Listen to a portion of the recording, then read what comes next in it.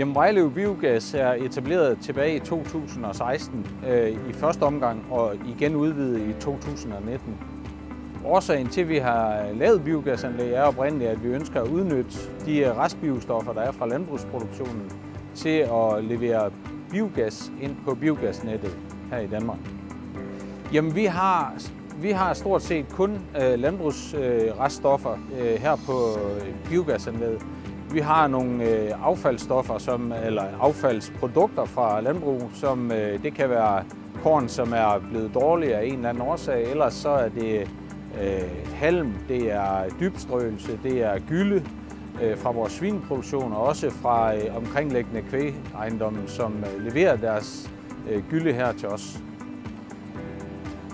Jamen, vi har et sted mellem 20 og 30 forskellige leverandører, som hører til i lokalområdet, som leverer deres reststoffer her til os. En del af vores egne produkter bliver pumpet ind på vores biogasanlæg fra de omkringliggende ejendomme, hvor vi har vores svineproduktion. Ellers så er det per lastbil eller per traktor, lidt afhængig af hvordan og på hvilken tid af året vi er i.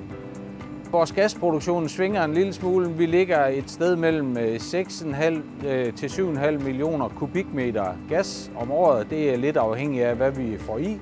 Vi er i den situation, at vi hele tiden ligger mål op imod, hvad vores omkostninger er på vores biogasproduktion.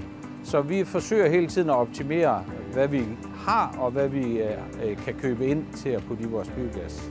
På biogasanlægget der har vi forskellige teknologier. Vi har de helt traditionelle tanke opbygget af beton, som er oprindeligt et Lundsby-anlæg, som vi har haft siden 2016. Det er så udviklet og udvidet løbende. Men de sidste nye ting, vi har her, det er et stort Big Mix-anlæg med hammermølle, hvor vi faktisk neddeler vores dybstrøelse direkte ind i gyldestrømmen.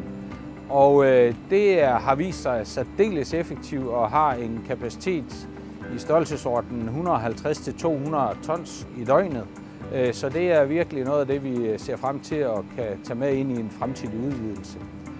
Udover det, så gør vi det her på stedet, at vi separerer vores afgassede gylde, og vi tager restfiberne ind og kører igennem vores nye flashpyrolyseanlæg, som vi har bygget i umiddelbar nærhed af vores biogasanlæg.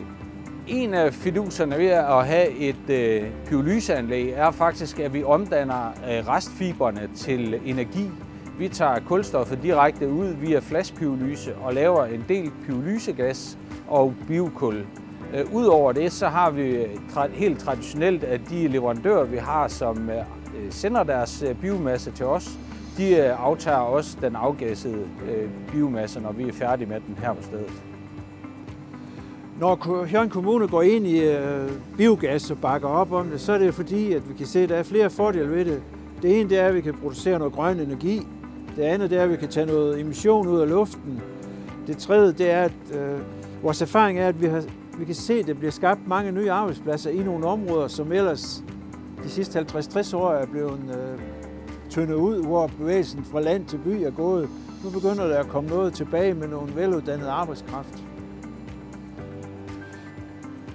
Det vi kan bidrage med, det tænker jeg, det er mere på den høje klinge, hvor vi snakker grøn omstilling. Det er for eksempel, kan vi ud over selve biogasproduktionen udnytte de sidestrømme og restprodukter, der er.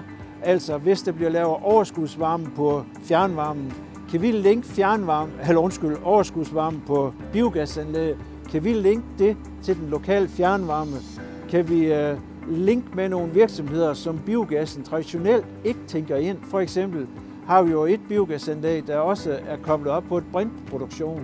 Så det er det der med at kan lave nogle erhvervsmæssige match. Vi har så mange biogas og så mange store biogasanlæg i kommunen. Altså det er helt sikkert, at det er med til at drive erhvervsudviklingen i Hjørring Kommune.